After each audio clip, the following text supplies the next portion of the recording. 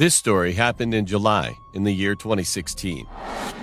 We had the clown scandal in the US, and it was pretty crazy. People would dress up in clown costumes and stalk people, and sometimes even do worse. My friend Miguel and I went to spend the night at our other friend's house, whose name is Milo. We showed up at his house around 3 p.m. We just watched movies and ate snacks, just regular teenager stuff. Milo's house was next to a park, so we would usually go back to our home pretty late and walk the track. After watching movies all day, we eventually got bored of it, so we decided to go to the park and walk around for a bit. When we got to the park, the time was exactly 2:36 a.m. At first, we just walked around, talking about girls at our school and other stuff. After we rounded a corner around the park bathrooms, that's when we saw him. There was a man in a black and white clown costume with no mask on, standing by the swings.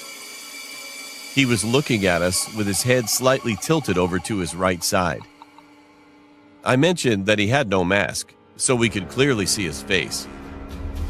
The man had a really dirty face with long, black, greasy hair. And he had a creepy smile on his face. His smile was almost stretched cheek to cheek. Even though he was pretty far from us, we could still see that he was staring right at us. We got nervous and scared, so we agreed to run back to Milo's house, since we were on the side of the park. We started the countdown in a whisper. 3, 2, 1. And then we started running as fast as we could back to the house. After running for a minute, we made it to Milo's street and started running again toward his house in the middle of the road. When we made it to his house, we turned around to look down the street. And to our horror, we saw the man in the clown costume standing at the end of the road, only illuminated by a streetlight. He wasn't running or walking towards us. He just stood there. However, we are all sure that he followed us. And down in his hand, we were able to see that he was holding a long, sharp kitchen knife. We pounded the front door, ran inside Milo's house, and went into his living room.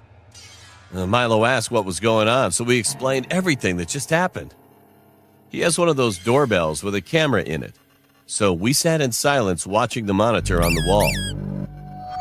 We then saw the man walking down the street looking left and right at each of the houses, probably checking to see if we were hiding. That clown guy finally stood just in front of Milo's house. We all got shocked, but we tried not to scream at all. And all of a sudden, he was looking through that camera lens of the doorbell. That was the creepiest moment I've ever had before. Luckily, he kept walking down the street, and we never saw him again. And we've never spoke to anyone about this story. And to this day, I wonder what could have happened if we didn't decide to run to Milo's house when we did.